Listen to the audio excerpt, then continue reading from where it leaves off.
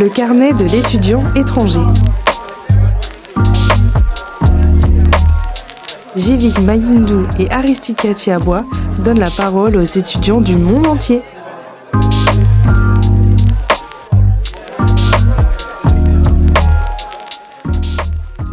Salut tout le monde, j'espère que vous allez bien. On se retrouve aujourd'hui pour un nouveau numéro du carnet de l'étudiant étranger, sauf que ce numéro est spécial.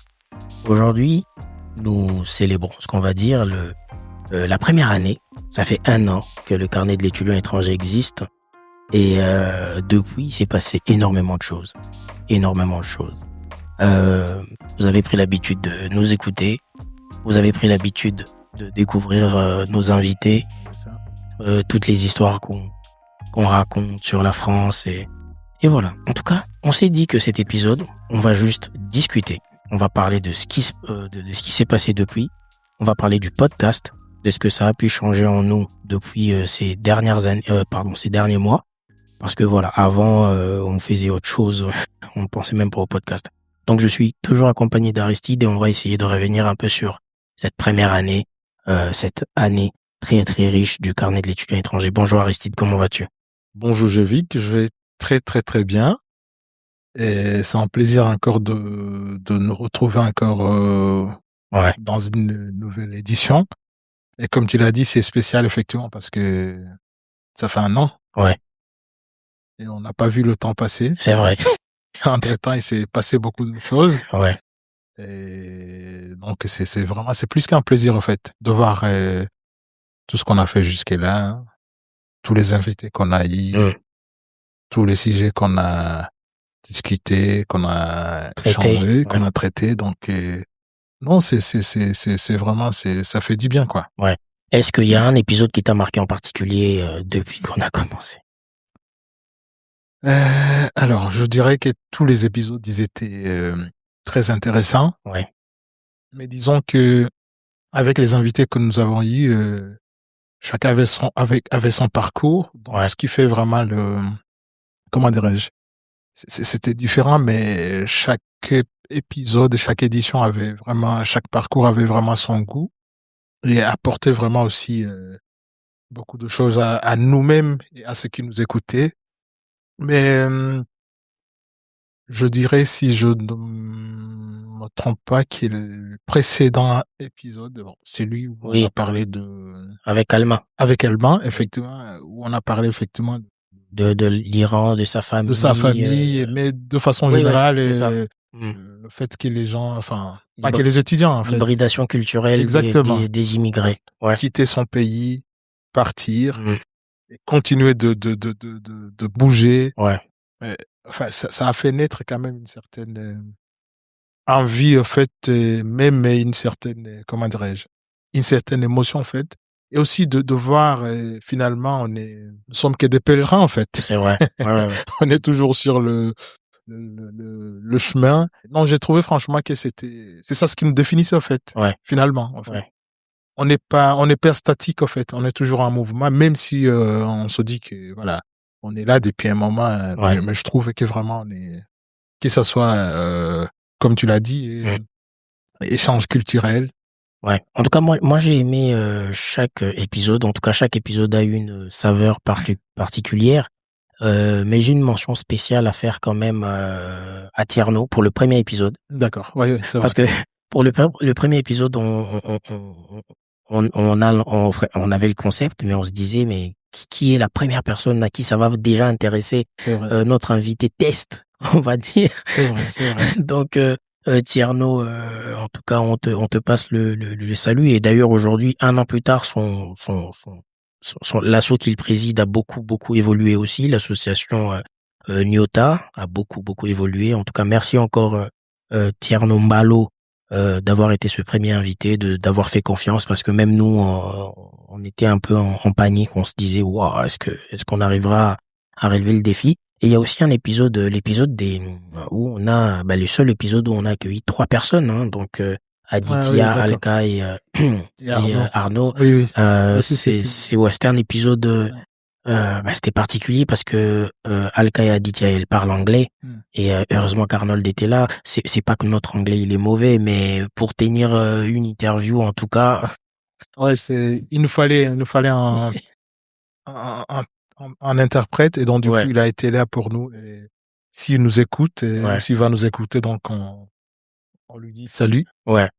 Mais d'ailleurs, du coup, avant de continuer, moi, j'aimerais qu'on raconte la toute petite histoire du carnet de l'étudiant étranger. Parce que moi, quand on me demande, donc tu me diras, tu me donneras ton avis, ce que t'en penses. Moi, quand on me demande, mais j'ai vu que d'où est venue cette idée, Anna. En fait, il y a pas mal de choses qui se sont passées. En tout cas, moi, à titre personnel, voilà, je me suis retrouvé sans papier. J'ai connu des soucis avec la préfecture. J'ai connu des soucis professionnels et tout. Donc, au fait, à chaque fois que j'ai appris, je me suis dit, tiens, ça m'intéresserait de raconter aussi d'autres histoires. Mais surtout, il y a eu une rencontre. Donc, la rencontre de Karl. Karl qui, lui, est pilote. Voilà, c'est un Congolais, une personne d'origine congolaise qui est venue faire ses études en France et qui est pilote. Moi, c'est quelque chose qui m'avait beaucoup impressionné. Je me suis dit, j'aimerais énormément l'interviewer parce que c'est un profil qui sortait du lot. Je me suis dit, waouh. Voilà, juste pour prouver, pour montrer, juste pour montrer que voilà, il y a des étudiants, il y a des gens qui viennent en France et qui font des choses spectaculaires. En tout cas, moi, je considère que le fait qu'ils soient dans l'aéronautique, à ce moment-là, je me suis dit, wow, c'est spectaculaire. Et, tout à fait, ouais. Et merci beaucoup, Karl. Et c'est vrai que toi et moi, on en a déjà parlé en 2018. Bah, c'est ce que j'allais te rappeler, effectivement. J'allais dire que bien avant ça, oui. Et je me souviens très bien. Et d'ailleurs, j'en ai discuté il y a pas longtemps avec Dan Mahoro.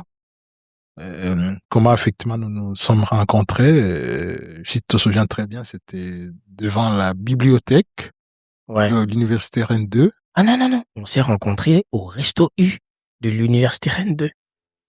On mangeait. Moi, je mangeais et il y avait Martin qui m'a dit, hey, viens, je te présente quelqu'un. Moi, j'ai déballé avec mon appareil photo. J'ai commencé à te prendre en photo. On était au restaurant. Je m'en souviens. Alors, peut-être que ma mémoire me joue des tours. Mais moi, je voyais plutôt... T'as le souvenir de la bibliothèque? Non, on était devant. Ah, ok. D'accord. Alors, je sais pas si c'était la deuxième fois ou c'était la première fois. D'accord. Ou peut-être on se rendait peut-être oui, après, on se rendait. Au Resto U. Voilà. Mais je sais effectivement, je me souviens très bien que tu avais aussi l'appareil photo, toujours. Canon 2000D. Oui. Et je te dis, ah, tiens, j'en ai le même. Ouais.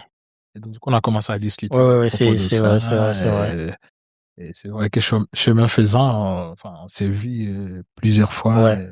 Mais ça a toujours été une discussion centrale de. Tout à fait. Voilà, les problématiques d'étudiants. Tout à fait. Et je me souviens effectivement que c'est là où si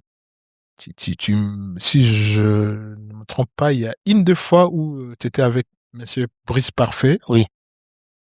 Et là, effectivement. Ah, c'est vrai, je m'en souviens. Tu nous parles que t'as fait tes études en Tunisie avant de venir en France.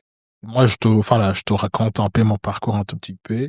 Et comment effectivement t'as fait pour venir. Oui, c'est vrai. Voilà. Et que vraiment je pense que c'était à la dernière minute ou. Ouais, que. Non, moi, tu devais passer, je pense, à Kinshasa. Oui, je devais rentrer au pays. Mais après, voilà, l'université Rennes 2 m'a répondu, donc j'étais obligé de venir. Ouais, c'est vrai. Exactement. Et donc, du coup, moi, je t'ai raconté comment, le choix, par exemple, pour avoir, je pense que c'était en 2017, si je ne m'abuse pas, où il y a eu la loi par rapport au master. Ouais. Tu sais, avant, c'était, dès que tu as 10 de moyenne, si je ne m'abuse pas, tu avais normalement une place en master. D'accord. C'était automatique à Rennes 2. C'était automatique. À Rennes 2 seulement ou dans toutes les universités? Je pense que c'était dans toutes les universités parce qu'après, il y a eu, si je m'abuse pas, parce qu'il y a eu une loi qui a été votée où il devait y avoir la sélection. Donc, ils ont réduit le quota du coup. Et donc, je me suis retrouvé effectivement à chercher mon master. Donc, du coup, je me souviens une anecdote. Je suis passé à l'accueil de l'UFR. Alors, l'appellation, je sais pas très bien, mais la communication, tout ça. Soit en sciences sociales et tout consort.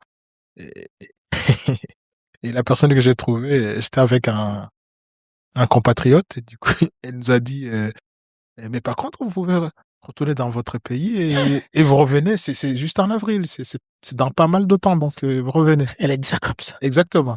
Et comme il y avait vraiment, je pense qu'elle a dit, parce qu'il y avait vraiment beaucoup d'étudiants, et surtout d'étudiants étrangers, parce que voilà, il y avait des soucis, Et là, on s'est regardé, on a rigolé. Et je vous ai fait cette blague, je sais pas si tu t'en souviens. Et j'ai dit, waouh.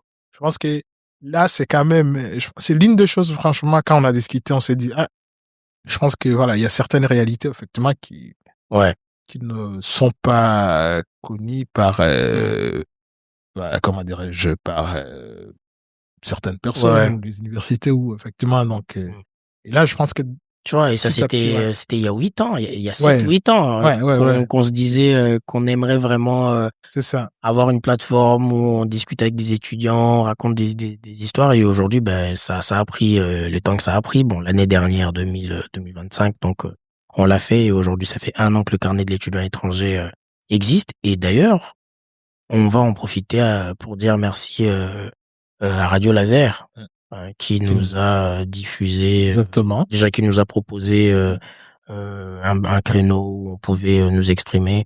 Un grand merci à Radio Laser. Particulièrement aussi à Simon. Oui, particulièrement à Simon Leclerc. Vous enregistrez, ouais. C'est vrai. Particulièrement à Simon, vraiment merci parce que ça nous permet de, en fait, Radio Laser, ainsi que la SCOL, qui est l'établissement de formation radio, podcast et tout, en tout cas, nous a mis à disposition cet espace d'expression où nous pouvons raconter des histoires et surtout pouvoir inspirer les autres, pouvoir montrer le chemin à d'autres, et ça, c'est une action incroyable. Donc, qu'est-ce que ça a changé en toi, le fait de faire de podcasts, d'animer, d'abord, c'est quoi ton rapport avant ça, c'était quoi ton rapport aux médias, et depuis, qu'est-ce qui a changé?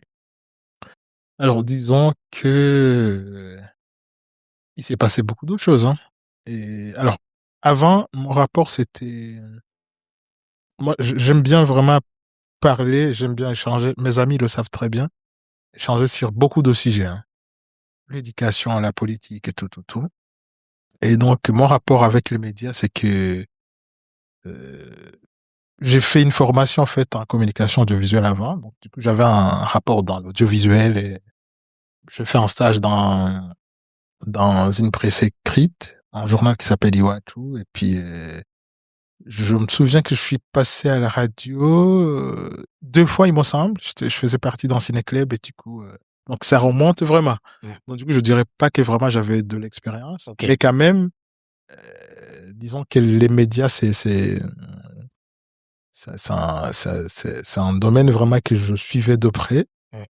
Mais je me souviens quand Simon nous a dit qu'on allait enregistrer notre première édition, plein de choses sont passées dans ma tête. Je me dis, comment je vais, d'ailleurs, je pense que je te dis, comment je vais me prendre, comment je vais me tenir, qu'est-ce que je vais dire. Donc voilà, il s'est passé beaucoup de choses. Et quand on est passé effectivement à l'action, voilà, je pense que le stress est redescendu, quoi. Et puis, donc, et puis, petit à petit, quand on est passé à la 2e édition, je me sentais à l'aise, et je me disais, ah ouais, finalement, ce que j'échange avec les gens, maintenant je peux le dire, en fait, je peux le faire passer sur les ondes, et les gens peuvent m'écouter, et je peux avoir des retours. Donc je pense que franchement, ça, c'est quelque chose, donc des gens de pouvoir partager, de pouvoir accueillir les gens aussi qui veulent partager. Je pense que c'est quelque chose vraiment qui m'a qui a renforcé un peu, comment dirais-je, l'échange, en fait, de façon générale, et de pouvoir discuter, et de pouvoir faire connaître, en fait, nos parcours ou les parcours des autres. Franchement, c'était, je me dis que voilà, je me sens, comment dirais-je, tu as pris en confiance. Exactement. T'es à l'aise. J'ai vraiment acquis vraiment une certaine confiance, et puis voilà. Si aujourd'hui tu devais monter ton propre podcast sur un sujet qui te passionne, ce serait sur quel sujet, par exemple? Alors, très bonne question. Moi, je n'irais pas par le chemin. J'ai toujours un projet, en fait, de construire une bibliothèque. Ah ouais? Dans mon pays, oui. Okay. Donc c'est toujours vraiment, c'est disons que l'éducation, ça m'a toujours, Oui. ça m'a toujours passionné et c'est quelque chose vraiment que j'ai à cœur. Vraiment, je pense que ça tournerait sur la lecture, en fait. Oui. Sur la lecture, mais aussi sur tout ce qui tourne vraiment autour de l'éducation, mais beaucoup sur vraiment ce qu'on pourrait apporter en termes de quoi? En termes d'échanges interculturels, mais plus précisément, par exemple, comme je l'ai dit, dans la lecture, effectivement. Aider, par exemple, je sais très bien, j'ai gardé vraiment, et je garde toujours à cœur que il y a un défi vraiment à relever. Je pense que je me donnerai les moyens pour pouvoir le faire, mais pourquoi pas, je peux même le faire à travers. Mais précisons que toi tu viens du Burundi. Hein. Oui, tout à fait. Est-ce que quand tu parles de ce projet, tu le vois plutôt dans un contexte local, dans ton quartier, dans ta commune, ou c'est vraiment un projet, tu te dis que tu as constaté que c'est un truc qui manque vraiment au Burundi? Alors, c'est sur, comment dirais-je, au niveau local, effectivement. Ok. Parce que tu fais bien de le préciser parce que j'ai l'impression que dans mon pays, plusieurs projets, en fait, se focalisent plus dans les villes. Ouais. Et que, par exemple, au niveau local, dans les provinces, il n'y a pas vraiment beaucoup, ça c'est mon point de vue, il n'y a pas vraiment beaucoup de projets éducatifs qui sont orientés vers la jeunesse. Ouais. Ça vraiment, je le porte comme un fardeau, donc du coup, donc moi je pense qu'effectivement il y a beaucoup de talent. Moi je suis pas né dans une ville, je suis né vraiment dans c'est un petit bourg quoi. Et du coup, je voyais des jeunes, enfin, je vais dire, moins âgés que moi, qui jouaient au basket, au volleyball, et qui n'avaient pas de moyens, qui n'avaient pas de chaussures. Des jeunes qui voulaient réussir. Mais et je me suis toujours projeté, je me suis toujours dit, ah, tiens, peut-être s'il y avait une infrastructure. Il n'y a pas même besoin de grande infrastructure, tu vois. Par exemple, la bibliothèque, on peut faire avec des petits moyens et puis construire une bibliothèque, comment dire, un abri, des livres, je sais pas, des petites choses, hein. Et les jeunes peuvent apprendre. Et comme ça les occupe et ça les ouvre aussi. En tout cas, moi, je te rejoins totalement sur ce projet et je t'encourage totalement parce que la chance que j'ai eue, la chance hein, que j'ai eue moi dans mon quartier où j'ai grandi, il y en a toujours la bibliothèque Saint-Pierre Canisius. Alors, je ne sais pas si c'est toujours le cas, mais quand j'étais petit, on nous apprenait que c'était la plus grande bibliothèque d'Afrique centrale. Voilà, donc dis-toi que c'était à 500 mètres de chez moi, quoi. Ah bah donc j'ai grandi là, et donc c'est ce qui explique un peu aussi même aujourd'hui l'amour que j'ai pour les petits bouquins, bref, j'ai vraiment grandi dans ça. Et c'est vrai que j'ai remarqué une petite différence entre moi et les jeunes de mon âge qui n'avaient pas, parce que la bibliothèque elle est gratuite, mais c'est pas tout le monde qui y allait. Voilà, moi je partais, on était quelques-uns et les autres ne voulaient pas trop, mais on arrivait rapidement à sentir une certaine différence parce que moi je m'ennuyais rarement. Voilà, je partais à la bibliothèque. Oui, je partais à la bibliothèque. Ouais, c'est ça. Au début c'était des bandes dessinées, après c'était pas mal des bouquins. Bon, je me suis tapé pas mal de bouquins de philosophie, je te jure, ça fait mal à la tête, mais c'est intéressant. Ouais. Et ouais, mais non, ce que tu dis c'est vrai parce que moi je sais ce que ça a changé en moi, comment j'ai grandi, le fait d'avoir accès à une bibliothèque. Tout à fait. Ça me sortait vraiment de mon quotidien parce que s'il y a que mon quotidien, bon, tu sais comment ça se passe chez nous et voilà. Mais ce truc-là me sortait un peu de mon quotidien. Oui, donc ton projet, non mais franchement, enfin, je le dis effectivement parce que moi aussi j'ai eu la chance au fait d'évoluer dans une école où vraiment il y avait une bibliothèque. Ouais. Bah, il y avait pas énormément de manuels de livres, mais il y en avait quand même. Et donc j'ai eu ce goût. Je me souviens par exemple qu'il y avait un livre de géographie. 8e, 9e. Donc, il y avait beaucoup d'illustrations et ça m'épatait, quoi. Donc, du coup, ça m'a donné le goût vraiment de la lecture. Et puis, petit à petit, quand j'étais orienté après, donc, le collège, disons, au lycée, il y avait un projet qui s'appelle SELEC, où il nous mettait à disposition des livres. Et donc, c'était l'ambassade de France au Burundi, effectivement, qui avait, si je ne m'abuse pas, qui avait mis en place ce projet.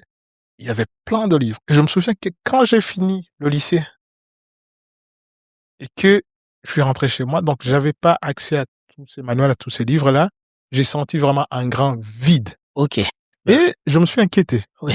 Je me suis dit, qu'est-ce que je vais devenir finalement? Ouais, si, ouais. Et là, donc c'est là, c'est de là où est né en fait cette envie-là.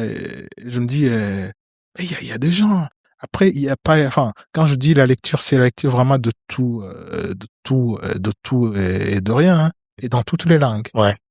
Parce que moi, je trouve que voilà, il faudrait aussi que les jeunes maîtrisent leur langue d'abord et puis les autres langues aussi. Donc, et ça ouvre vraiment les esprits, hein, vraiment. Donc voilà, brièvement, c'est ça.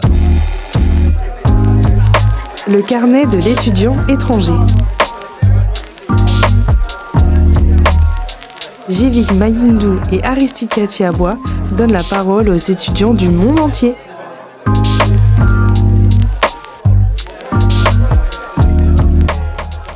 Je te retourne la question aussi. Wow. Quel projet, enfin, après, c'est un projet qui te tient à cœur. Ouais, mais tu sais, vu que moi, mon père au Congo, il est enseignant. Mon père est enseignant. Il est toujours enseignant. Il est toujours. Ouais. Bon, il est devenu enseignant bon, pas par choix, hein, par obligation. Hein, c'est que un point commun aussi. Ah ouais? Le mien aussi. Parce que voilà, mon père avait une ferme. En tout cas, quand j'étais petit, voilà, il y avait une ferme. Il y avait pas mal de business, mais en fait, ah oui, et puis on avait un bar. Tiens, voilà, bonne anecdote.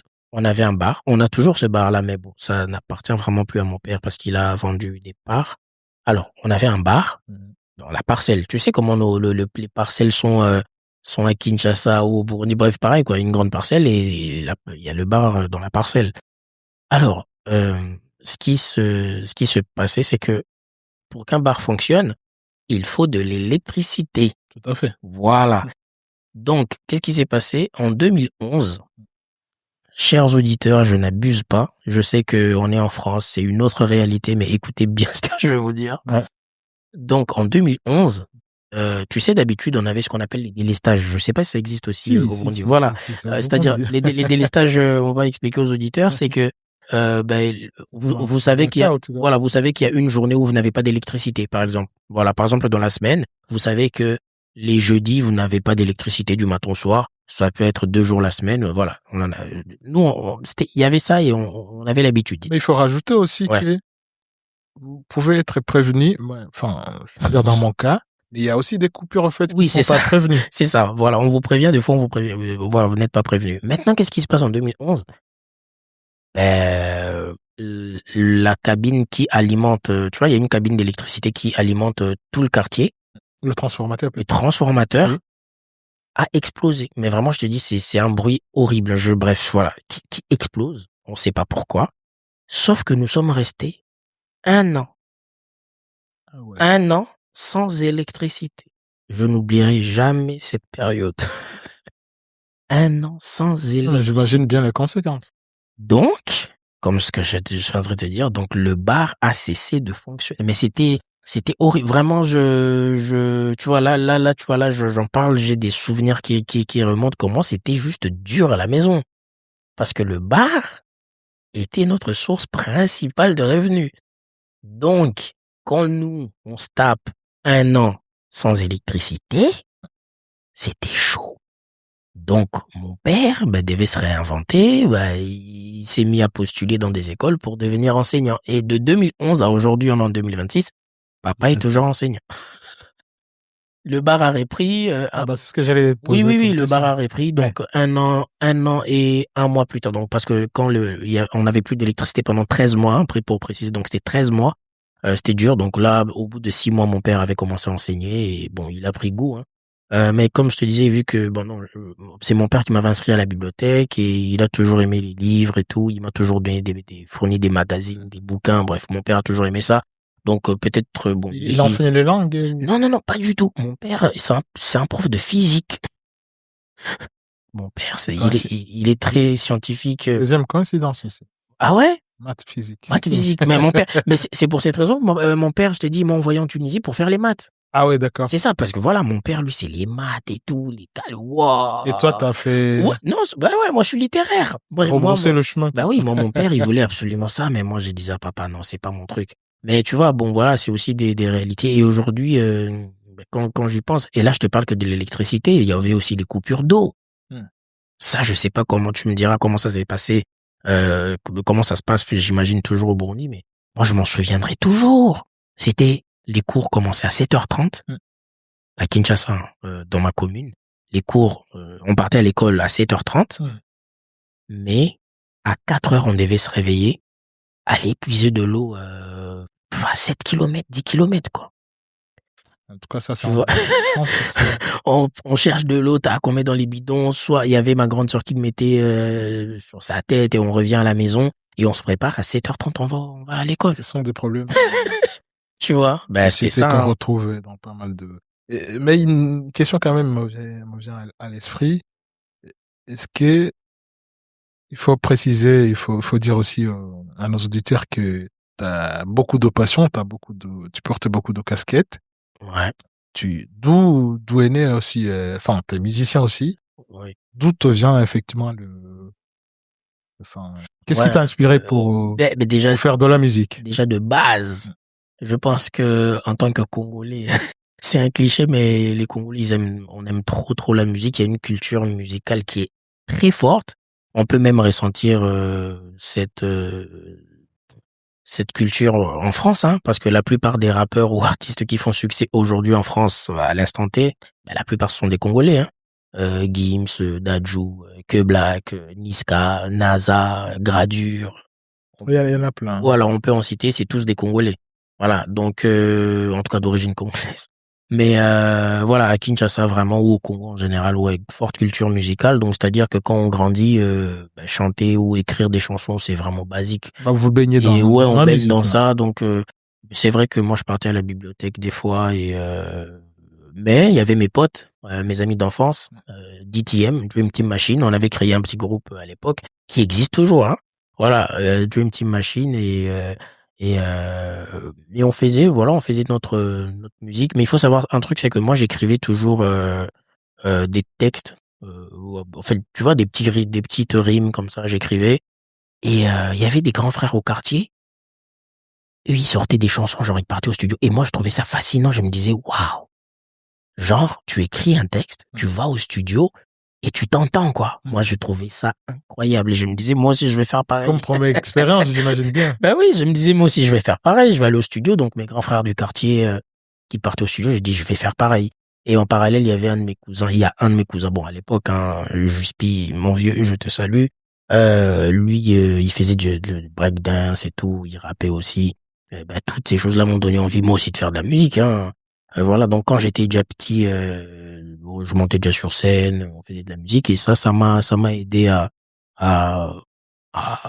pas le verbe, le mot peur, mais à appréhender la foule, quoi. D'accord. Donc voilà, donc c'est un peu ça, ouais, à ce niveau-là. Mais toi tu fais pas de musique, mais t'es choriste aussi, t'es à la chorale. Alors ça c'est récent, enfin après récent, là ça va faire plus de 5 ans. Je pense que je fais partie d'une chorale. Je suis pas professionnel, mais je fais partie d'une chorale. Mais au lycée, j'ai fait quand même du théâtre. Ok. Je faisais partie d'un club et du coup, je faisais du théâtre. Et donc, juste comme ça, en fait, comment dirais-je, quand tu vois les autres faire, donc tu veux aussi faire. Donc c'est comme ça, effectivement, que je suis rentré dans ce club. Et puis du coup, j'ai eu quelques rôles vite fait, quoi, et ça me faisait du bien. Je pense que je pense aussi c'était une façon aussi de pouvoir m'exprimer, parce que j'ai un grand frère, cousin, mais qui faisait des théâtres et qui était très connu, et il jouait très bien. Ah ouais. Et donc du coup, je pense que c'est de là où est né cette envie aussi de faire comme lui. Et t'as aussi joué au foot ou pas? Ah si. Ah si. Bien sûr. Et T'étais alors, bon, t'étais bon. Hmm? T'étais bon au foot? Alors, moins bon que mes frères. Ok. Mais quand même, je jouais au foot. Je jouais au foot, donc, ça, c'était, là, ça, je pense que ça, durant notre enfance, donc, je pense que toute ma famille, donc, tous mes frères, ils ont joué au foot, quoi. Et donc, c'était une affaire familiale, je vais dire. Et, il y a mon grand frère aussi qui jouait très très bien, mais malheureusement il a arrêté très tôt. Il y a même des petits frères aussi qui étaient plus bons que moi, mais aussi, ils ont arrêté aussi à un certain moment. Et moi aussi au fait qui jouais, quoi. Mais bon, je m'amusais, enfin, mais ça, disons que quand même ça a occupé mon enfance quand même une bonne période. Après, je jouais aussi, enfin, je pratiquais un tout petit peu. Je jouais aussi au basket amateur vite fait, quoi, au volleyball et au tennis de table. Donc, pour m'occuper, ouais.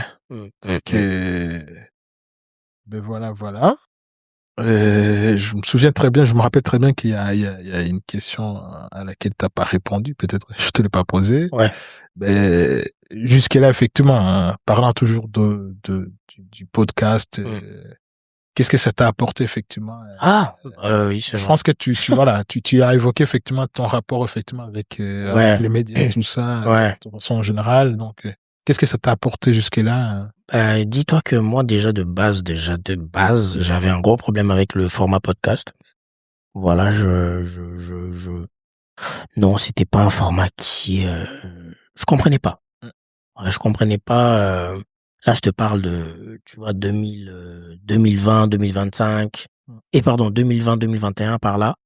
C'est à ce moment-là qu'il y a un de mes amis, Hervé, il m'envoyait souvent des liens vers des podcasts et tout. Je trouvais ça long, je disais, mais ils vont parler de quoi?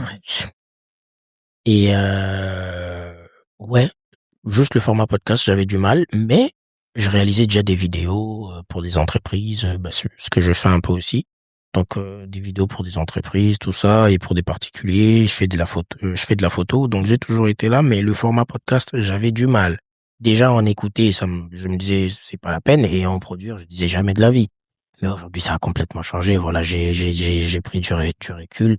Dieu seul sait à quel point je me bouffe j'enchaîne des épisodes de podcast, parce que voilà, je trouve que c'est un format Libre, un peu. Voilà. Ouais, c'est ça. Il y a une certaine liberté. On n'est pas dans le format journalistique où c'est du tac. Non, on est dans un café avec des micros. C'est ça. Voilà. Je pense aussi que ça a fait aussi, de mon côté, je pense que ça m'a plu aussi. Ouais. Moi, contrairement à toi, je me suis pas posé la question. Ouais. Moi, je voulais m'exprimer, en fait. Oui. Je voulais peut-être donner aussi la parole aux gens. Ouais. Et donc, du coup, c'est peut-être plutôt la première expérience, effectivement, où je me disais, donc, comme j'avais pas l'image, et puis, comme je l'ai dit, au fur et à mesure, donc, du coup, non, mais je trouve que ça me va, hein. Oui, ça me va, franchement. Oui. C'est un format vraiment très, très, très bien. Ouais. Et, précision quand même, quand j'étais en Tunisie en 2016, j'avais lancé Academia Web Magazine. C'était pareil, hein. En fait, en Tunisie, en 2016, je me suis dit, je vais lancer un média dans lequel j'invite des étudiants étrangers en Tunisie de parler de leur expérience. Donc, j'ai fait ça en 2016, pas mal d'épisodes aussi, c'était très intéressant. Et quand je suis arrivé en France, en 2017, dès que je suis arrivé, on m'a dit, ah, mais j'ai vu que ça serait cool que tu relances le format et tout. Ouais. Mais non. En fait, vraiment, quand je suis arrivé en France, je ne voulais plus entendre parler de tout ce qui était académique. En fait, c'est vrai que je suis venu faire des études, mais ça devenait un monde qui commençait à me saouler. Je sais pas, je trouvais ça stressant et tout. Mais avec du recul, là, je kiffe. Tu vois, là, on arrive à créer du contenu qui accompagne des gens. Imagine, l'autre fois, donc l'avant-dernier épisode, on a quand même accueilli quelqu'un qui vient de Toulouse, quoi. Ouais. Il dit qu'il a écouté les épisodes, il voulait carrément parler, et là on se dit peut-être qu'on se rend pas compte, mais nous ça nous plaît, et encore quand on apprend que oui, il y a des gens qui trouvent leur compte, qui apprennent des choses, et parce que la vie en France, Voilà, il faudrait qu'il y ait quelqu'un ou un organisme qui accompagne. D'ailleurs, j'en profite, c'est pour cette raison que dans quelques jours, on lancera officiellement Odari Magazine. Voilà, parce qu'on s'est dit, c'est bien, les podcasts, les épisodes, mais avec un magazine papier et en ligne, voilà, un magazine de 35-40 pages, tous les 3 mois, on aura cette possibilité de mettre en avant divers sujets. Donc là, on met en place vraiment le pont, la passerelle entre les étudiants internationaux et la société française. Donc voilà, le magazine va arriver et c'est un projet sur lequel t'es au courant. Donc on y bosse depuis plusieurs mois. On est très très content que enfin ça prenne jour. Mais bon, prochainement on va en parler en long et en large. Ouais. Et le mois prochain, on sera au Pod Rennes le 4 avril. Pod Rennes, on sera en direct sur Twitch. On va discuter. On connaît pas encore l'invité qui va nous accompagner dans ce direct-là. Peut-être que ce sera un avocat ou un psy. Bref, pour essayer de discuter un peu sur pas mal de sujets intéressants. Donc finalement, il y a pas mal de projets finalement Ouais. qui prennent vie, quoi. C'est ça. C'est top. Et toi, comment tu te projettes un peu quelles sont les choses que tu aimerais améliorer, des trucs sur lesquels tu travailles encore, donc voilà, tu te dis ouais, là c'est bon, mais il faut encore que j'améliore à ce niveau-là. Quels sont ces points sur lesquels tu aimerais travailler davantage? Alors, je pense que même dans la vie en général, on a toujours envie de faire mieux, tu vois, Ouais. de faire mieux. Et je pense que il y a plein d'aspects sur lesquels on pourrait. Enfin, je me dis que d'abord, avant de répondre à cette question, je pense que voilà, déjà jusque-là, on a déjà accompli pas mal de choses. Ouais. Et plus vraiment on prend place, donc prendre place, je veux dire, plus par exemple on aura un local Ouais. qui est propre à nous, on Ouais. aura un petit bureau, je sais pas. C'est-à-dire qu'on aura plus de temps effectivement à développer des choses, à essayer des choses, donc et effectivement peut-être aussi à produire beaucoup de Ouais. de Formats de différents. formats différents. Mais une autre chose aussi, c'est que en fait, c'est un projet en fait, c'est un projet. Et je sais par exemple que des fois on voit des grandes structures faire des projets, mettre en place des projets, tout ça. Et moi, tout au long, par exemple, je vois que du début jusqu'à là, on a mis en place des choses de façon informelle. Ouais. Et ça a pris la route. Oui. Et quand je regarde tout ça, je me dis, bah, écoutez, Ouais. bah, c'est le projet qu'on a mis en place. Ouais. Et qui se développe, effectivement. Ouais. Certes, il y a certains points qu'on pourra améliorer. Ouais. Là, je parle de façon générale. Et tu sais, en disant ça, ça m'a fait penser je suis tombé sur une citation que j'ai trouvée très intéressante. La citation, moi j'ai trouvé ça sur Instagram, c'est avancer imparfait vaut mieux que rêver parfait. Et j'ai beaucoup aimé, c'est-à-dire avancer imparfait, ben ouais, c'est largement mieux que rêver parfait. C'est-à-dire que non, avant que je me lance dans ce projet, il faudrait que tout soit bien. Non, tu commences petit à petit. Le carnet de l'étudiant étranger. Avec ce que tu as. Ah oui, le carnet de l'étudiant étranger. Déjà, je m'en souviendrai toujours dès le début. On n'avait même pas l'idée de filmer. Non. On s'est juste mis à parler. C'est en plein épisode, on s'est dit, oh tiens, si on mettait nos téléphones en film. C'est ce que j'allais dire, faut bien le préciser. Voilà. Et chacun utilisait donc. C'est ça. Et chacun utilise le téléphone. Après, deuxième épisode, on s'est dit, comment améliorer et au fait, c'est épisode après épisode. C'est ça, ouais. On s'est amélioré. On s'est pas dit, tiens, non, on attend d'abord d'avoir telle caméra, tel micro, tel emplacement. Non. C'est vraiment d'avancer imparfait que de rêver parfait. Parfait, quoi. Ouais, c'est vrai. Voilà, parce que. Non, mais ça le dit bien. Hein. Ouais. Ça le dit bien. Et c'est d'ailleurs aussi l'un des conseils que moi je donnerais à tout le monde, c'est d'oser, c'est de se dire bon tiens là il y a un projet, faut pas trop réfléchir et de tenter quoi. Oui, tout à fait. Et je pense que et de plus en plus, je pense il faut rappeler aussi que normalement notre podcast c'est de donner la parole aux étudiants étrangers et de parler leur parcours, de parler leur vécu, donc ce qu'ils font, leurs perspectives d'avenir, tout ça. Ouais. Et je pense que de plus en plus on aura on touchera effectivement notre public cible. Ouais. Enfin, et comment dirais-je, effectivement, développer avec eux, faire avec eux des projets, même si, enfin, on le fait jusque-là, mais je pense que vraiment on aura des moyens effectivement pour développer de choses avec eux, quoi. Ça arrivera. Ben moi, en tout cas, je sais que à titre personnel, le truc que je dois améliorer, c'est au début. Aujourd'hui, ça va, mais au début, quand j'écoute le premier, deuxième, troisième épisode, je me rends compte que j'étais trop enthousiaste. Je sais pas comment dire ça, c'est-à-dire ça parlait fort. Des fois, je coupais la parole à l'invité. Tu vois, et depuis quelques temps, ouais, ça c'est beaucoup. À chaque fois que j'écoute, j'avais du mal déjà de base, j'ai du mal à m'écouter. Et quand tu t'écoutes encore en train de couper les gens, tout ça, ah bien sûr, tu dis mais non. Donc ça, j'ai fait beaucoup d'efforts et surtout à devenir posé. Vraiment, réécoute le premier épisode de ça crie, ça part. Non, là, tu vois, on est posé. Alors après, ça dépend. Hein. Ça dépend. Oui, ça dépend de l'ambiance du truc. Je sais très bien que moi aussi, des fois, je sais pas doser, en fait, mon intonation, en fait. Ouais. Mais effectivement, avec du recul, effectivement, on se dit, ouais, je pense qu'on pourrait faire mieux.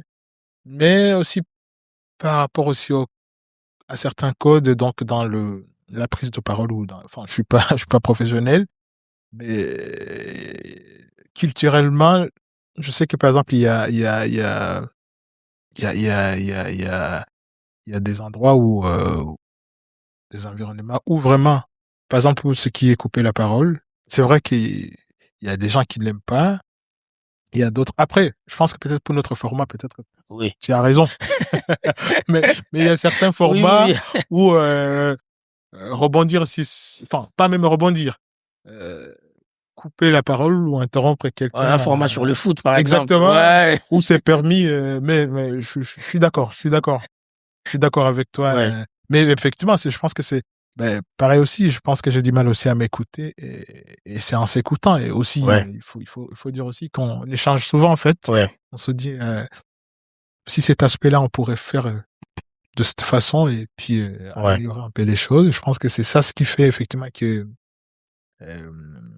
petit à petit on a gagné en fait en confiance et puis on a pu quand même améliorer des choses. Et ça continuera, je pense. Oui, toujours. Évolution continuelle. Ouais. En tout cas, un grand merci Aristide, un grand merci à nos auditeurs et voilà, c'était un petit épisode pas comme d'habitude que Aristide et moi essayaient un peu de faire le bilan, de parler un peu de cette première année du carnet de l'étudiant étranger dont nous sommes très fiers et c'est de là que nous avons créé l'association Odari. Odari qui est inspiré du mot swahili Odari, qui fait référence au courage et à la force parce qu'on considère résilience quoi. Ouais, la résilience, voilà, parce qu'on considère que quitter chez soi et venir à l'étranger, mentalement il faut être juste très fort, hein, parce qu'on s'éloigne de ce qu'on connaît, on s'éloigne de tout, on s'expose à la précarité affective, on s'expose à la précarité financière, à l'isolement, voilà. Donc c'est des choses qu'on connaît, mais bon, on arrive à se relever. Donc le nom de l'association porte bien son sens, voilà. Donc mais aussi raconter les parcours en fait parce que ça porte aussi des choses très positives. Ouais, donc ouais. Vraiment merci encore à Radio Laser, merci à Skol, à la Skol, un grand merci à EduLab Pasteur et voilà, donc on se dit à bientôt. À bientôt. Pour le prochain invité. Au revoir les amis et n'hésitez pas à nous suivre sur Instagram odari.association. Excellente fin de journée. Au revoir. Au revoir.